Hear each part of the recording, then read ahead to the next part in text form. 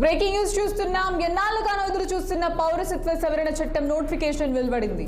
పౌరసత్వ సవరణ చట్టంపై కేంద్రం గెజెట్ విడుదల చేసింది. ఎన్నికల కోడ్ రావడానికి ముందే దేశంలో పౌరసత్వ సవరణ చట్టం అమలు చేస్తామని హోంమంత్రి అమిత్ షా గతంలోనే ప్రకటించారు.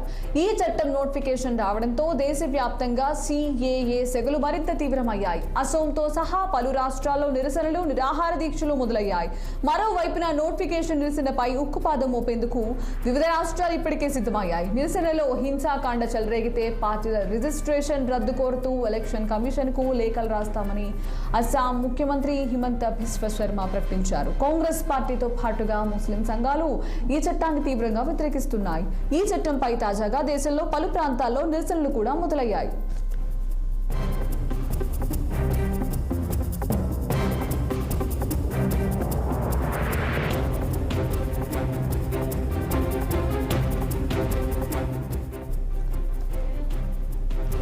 తాజాగా 2019 డిసెంబర్ 12న పార్లమెంట్ పౌరసత్వ సవరణ బిల్లును ఆమోదించింది. ఆ తర్వాత ఇది పౌరసత్వ సవరణ చట్టంగా అమల్లోకి వచ్చింది. ఈ చట్టం ప్రకారం పాకిస్తాన్, ఆఫ్ఘనిస్తాన్, బంగ్లాదేశ్ల నుంచి శరణు కోరి వచ్చే ముస్లిమేతరులైన హిందువులు, బౌద్ధులు, జైనులు, సిక్కులు, క్రైస్తవులు, పార్సీలు భారత పౌరసత్వం పొందేందుకు అర్హులవుతారు. అయితే 2014 డిసెంబర్ 31 కంటే ముందుగానే భారతదేశంలోకి ప్రవేశించిన వారికే ఈ అవకాశం ఉంటుంది. పాకిస్తాన్, ఆఫ్ఘనిస్తాన్, బంగ్లాదేశ్ల నుంచి వలస వచ్చే ముస్లింలు మాత్రం గతంలో మాదిరిగానే ఇతర నిబంధనల ప్రకారం భారత పౌరసత్వం పొందొచ్చు. అస్సాం, మేఘాలయ, త్రిపుర గిరిజన ప్రాంతాలను ఇన్నర్ లైన్ పర్మిట్ అవసరమయ్యే అరుణాచల్ ప్రదేశ్, మిజోరం, మణిపూర్, నాగాలాండ్ రాష్ట్రాలను కూడా మాత్రం ఈ చట్టం అమలు నుంచి మినహాయించారు. భారత చట్టాలను ఉల్లంఘించే వారికి ఓవర్సీస్ సిటిజన్షిప్ రిజిస్ట్రేషన్ ను రద్దు చేసే కొత్త ప్రావిజన్ కూడా ఈ చట్టంలో ఉంది.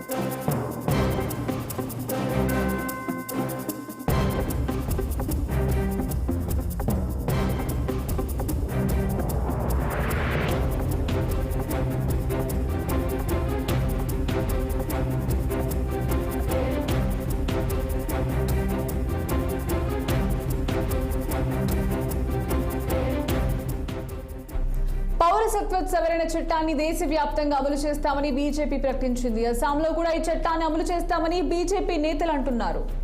ఇక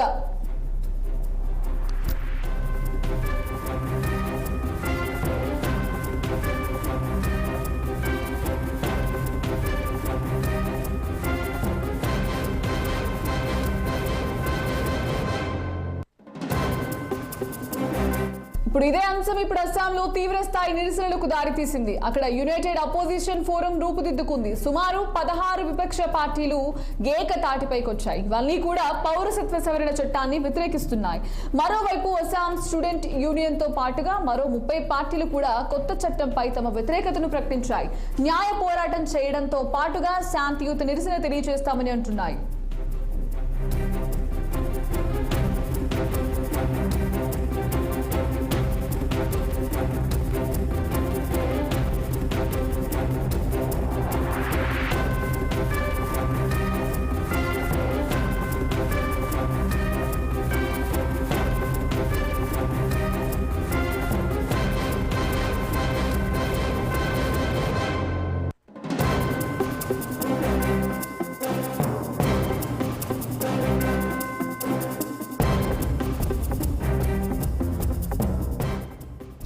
ఎన్నాళ్ళుగానో ఎదురు చూస్తున్న పౌరసత్వ సవరణ చట్టం నోటిఫికేషన్ వెలువడింది. పౌరసత్వ సవరణ చట్టంపై కేంద్రం గెజెట్ విడుదల చేసింది. దీంతో చట్టం తక్షణమే అమల్లోకి రానుంది. చట్టానికి 2019 డిసెంబర్ 11న పార్లమెంట్ ఆమోదం తెలిపింది.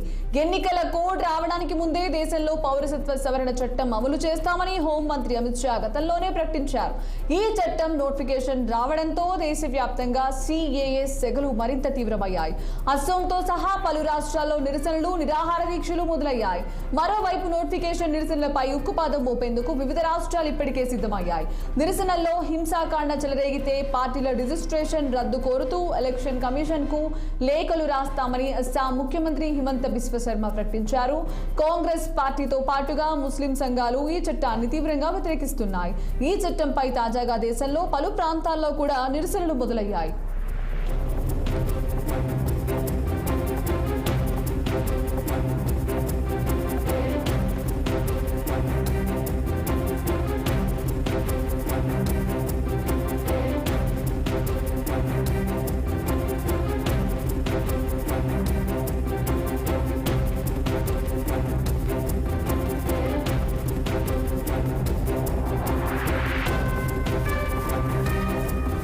తాజాగా 2019 డిసెంబర్ 12న పార్లమెంట్ పౌరసత్వ సవరణ బిల్లును ఆమోదించింది. ఆ తర్వాత ఇదే పౌరసత్వ సవరణ చట్టంగా అమల్లోకి వచ్చింది. ఈ చట్టం ప్రకారం పాకిస్తాన్, ఆఫ్ఘనిస్తాన్, బంగ్లాదేశ్ నుంచి శరణు కోరు వచ్చే ముస్లిమేతరులైన హిందువులు, బౌద్ధులు, జైనులు, సిక్కులు, క్రైస్తవులు, పార్సీలు భారత పౌరసత్వం పొందేందుకు అర్హులవుతారు. అయితే 2014 డిసెంబర్ 31 కంటే ముందుగానే భారతదేశంలోకి ప్రవేశించిన వారికే ఈ అవకాశం ఉంటుంది. పాకిస్తాన్, ఆఫ్ఘనిస్తాన్, బంగ్లాదేశ్ నుంచి వలస వచ్చే ముస్లింలు మాత్రం గతంలో మాదిరిగానే ఇతర నిబంధనల ప్రకారం భారత పౌరసత్వం పొందొచ్చు. అస్సాం, మేఘాలయ, త్రిపుర, గిరిజన ప్రాంతాలను ఇన్నర్ లైన్ పర్మిట్ అవసరమయ్యే అరుణాచల్ ప్రదేశ్, మిజోరం, మణిపూర్, నాగాలాండ్ రాష్ట్రాలను కూడా మాత్రం ఈ చట్టం అమలు నుంచి మినహాయించారు. భారత చట్టాలను ఉల్లంఘించే వారికి ఓవర్సీస్ సిటిజన్షిప్ రిజిస్ట్రేషన్ను రద్దు చేసే కొత్త ప్రావిజన్ కూడా ఈ చట్టంలో ఉంది.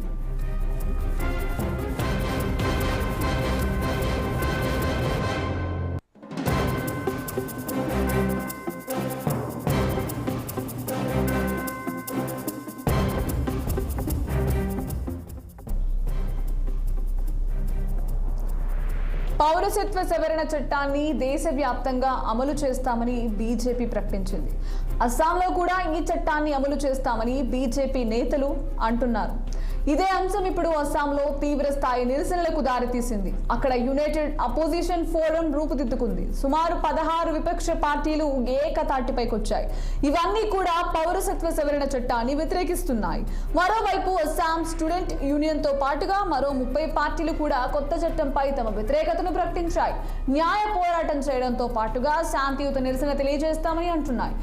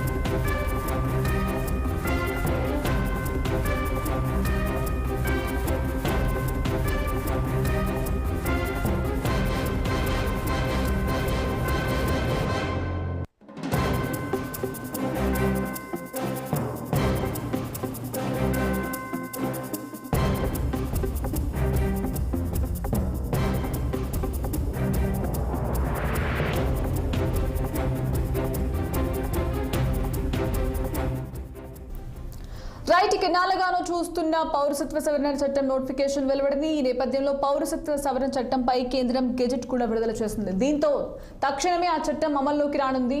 ఇక ఈ చట్టానికి 2019 డిసెంబర్ 11న పార్లమెంట్ ఆమోదం కూడా తెలిపింది. ఎన్నికల కోడ్ రావడానికి ముందే దేశంలో పౌరసత్వ సవరణ చట్టం అమలు చేస్తామని హోంమంత్రి అమిత్ షా గతంలోనే ప్రకటించారు. ఇదే విషయంపై మనతో మాట్లాడడానికి అనలిస్ట్ శరత్ ఉన్నారు. నమస్తే శరత్ గారు. శరత్ గారు చెప్పండి, మొత్తానికి నోటిఫికేషన్ విడుదల చేశారు. కొన్ని రాష్ట్రాలు అయితే సిఏఏను అమలు చేయబోమని అంటున్నాయి కదా, సో అలాంటి అధికారం అసలు రాష్ట్రాలకు ఉంటుందా? శరత్ గారు, ఈ చట్టం గురించి కొన్నేళ్లుగా జరుగుతుంది. అసలు ఈ చట్టం ఏం జరుగుతుంది, ఎవరికి నష్టం జరుగుతుంది, ఎవరికి లాభం జరుగుతుంది అనేది కొన్నాళ్ళు సంవత్సరాలుగా ఈ చర్చ జరుగుతుంది. ఇప్పుడు ఆ చర్చకు ఈ రోజు తెరపడినట్టే అయిందని చెప్పుకోవచ్చు ఒక రకంగా. దాదాపు అంటే 4 ఏళ్ల నుంచి అంటే మీ వాయిస్ రావట్లేదు.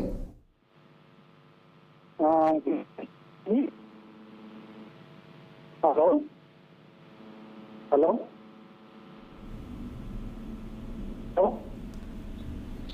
హలో శరత్ గారు వినిపిస్తోంది, చెప్పండి. ఈ పౌరసత్వ సవరణ చట్టం మీద దాదాపు కొన్ని సంవత్సరాలుగా చర్చ జరుగుతోంది. అసలు ఈ చట్టం వల్ల ఎవరికి మేలు జరుగుతుంది, ఎవరికి వాదనలు కొన్ని సంవత్సరాల నుంచి జరుగుతున్నాయి. ఇప్పుడు ఆ చర్చలకు ఒక రకంగా ఈ రోజు తెర వేసినట్టయింది. అంటే ఈ పాలన గురించి దాదాపు 4 సంవత్సరాలు అయిన తర్వాత కూడా ఇప్పటి వరకు ఇది ఎందుకు అమల్లోకి రావలేదు అనే దానికి కారణం అంటే ఖచ్చితమైనటువంటి నిబంధనలు ఏంటనేది తెలియకపోవడం. అంటే ఈ చట్టాన్ని ముస్లిం సంఘాలు చాలా మంది కూడా వ్యతిరేకిస్తున్నారు. అసలు ఆ వ్యతిరేకత ఎందుకు వచ్చిందంటారు?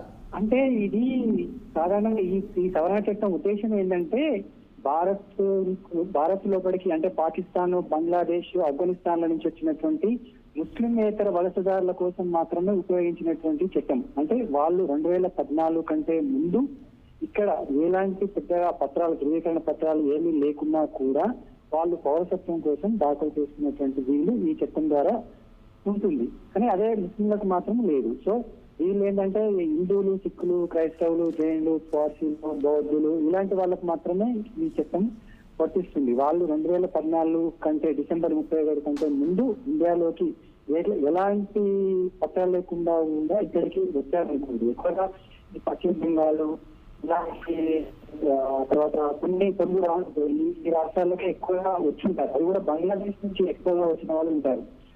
అలాగే అక్కడ అంటే ఇంత భరించలేక వచ్చినటువంటి హిందువులు ఉంటారు. అంటే అక్కడ ఉన్నటువంటి ముస్లింల వల్ల వాళ్ళ యొక్క దౌర్జన్యాలు, చిందరమైన కారణాలు, అక్కడ ఉండలేని పరిస్థితుల వల్ల చాలా మంది బంగ్లాదేశ్ చాలా మంది కొన్ని దశాబ్దాలుగా కూడా ఉన్నారు. అందరికి ఇక్కడ పౌరసత్వం లేకుండా ఉంది. కానీ అదే ముస్లింలు చాలా మంది ఇక్కడ పౌరసత్వం పొందిన వాళ్ళు ఉన్నారు, అక్కడి నుంచి అక్రమంగా వచ్చిన వాళ్ళు. కానీ ఇప్పుడు కేవలం హిందువులు, సిక్కులు, క్రైస్తవులకు మాత్రమే పౌరసత్వం దక్కేలా ఈ యొక్క సవరణ చట్టాన్ని ఉద్దేశించారు.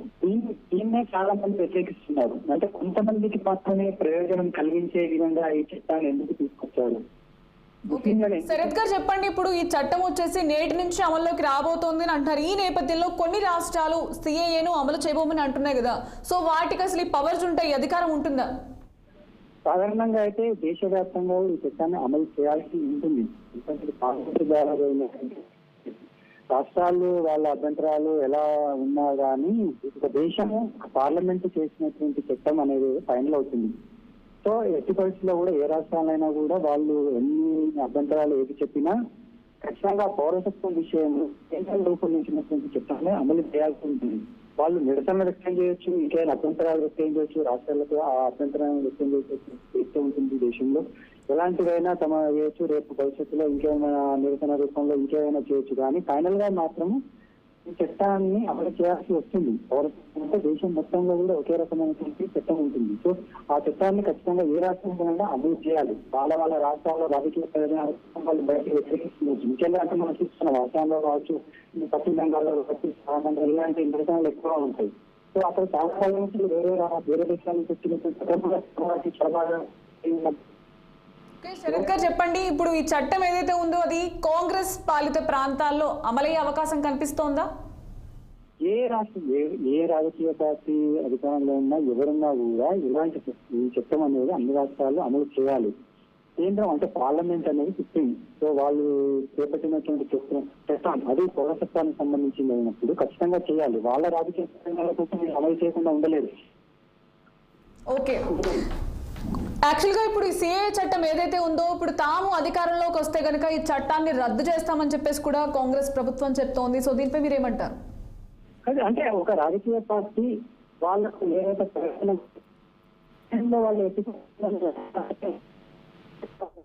వచ్చినప్పుడు వాళ్ళు పార్లమెంట్ లో వాళ్ళకు బలం ఉంది, వాళ్ళు ఈ చట్టాన్ని రద్దు చేసేంత కెపాసిటీ ఉంది, ఉభయ సభల్లో ఈ చట్టాన్ని రద్దు చేసేంత బలం వచ్చినప్పుడు వాళ్ళు రద్దు చేయొచ్చు. దాంట్లో ఎలాంటి అనుమానాలు లేవు. అది వాళ్ళు అధికారంలోకి వచ్చినాక ఏదైనా చేయొచ్చు, అలాంటి అవకాశం ఉంటుంది. అప్పుడు ఆ చట్టం ఆటోమేటిక్ గా వీళ్ళు పార్లమెంట్ లో మళ్ళీ ఇంకొక సవరణ తీసుకొచ్చి పార్లమెంటరీ మీద ఆమోదం పొందితే, మెజారిటీ ఉండి ఆమోదం 2 సభల్లో కూడా ఆమోదం పొందించే అంటే మెజారిటీ వాళ్ళు పెట్టుకొని ప్రభుత్వం ఏర్పాటు చేసి పార్లమెంట్ లో మరో కొత్త చట్టం తీస్తే అప్పుడు ఈ చట్టాన్ని కొన్ని చేయొచ్చు. అలాంటి అవకాశం ఎవరికైనా ఏ party okay, right. Thank you Sharath గారు.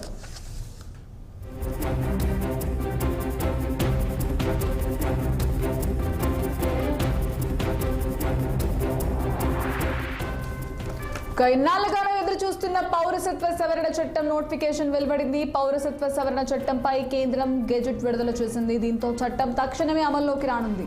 చట్టానికి 2019 డిసెంబర్ 11న పార్లమెంట్ ఆమోదం తెలిపింది. ఎన్నికల కోడ్ రావడానికి ముందే దేశంలో పౌరసత్వ సవరణ చట్టం అమలు చేస్తామని హోం మంత్రి అమిత్ షా గతంలోనే ప్రకటించారు. ఈ చట్టం నోటిఫికేషన్ రావడంతో దేశవ్యాప్తంగా సిఏఎస్ సెగలు మరింత తీవ్రమయ్యాయి. అసోంతో సహా పలు రాష్ట్రాల్లో నిరసనలు, నిరాహార దీక్షలు మొదలయ్యాయి. మరోవైపు నోటిఫికేషన్ నిరసనలపై ఉక్కుపాదం మోపేందుకు వివిధ రాష్ట్రాలు ఇప్పటికే సిద్ధమయ్యాయి. నిరసనలో హింసాకాండ చెలరేగితే పార్టీల రిజిస్ట్రేషన్ రద్దు కోరుతూ ఎలక్షన్ కమిషన్ కు లేఖలు రాస్తామని అస్సాం ముఖ్యమంత్రి హిమంత బిశ్వ శర్మ ప్రకటించారు. కాంగ్రెస్ పార్టీతో పాటుగా ముస్లిం సంఘాలు కూడా ఈ చట్టాన్ని తీవ్రంగా వ్యతిరేకిస్తున్నాయి. ఈ చట్టంపై తాజాగా దేశంలో పలు ప్రాంతాల్లో నిరసనలు కూడా మొదలయ్యాయి.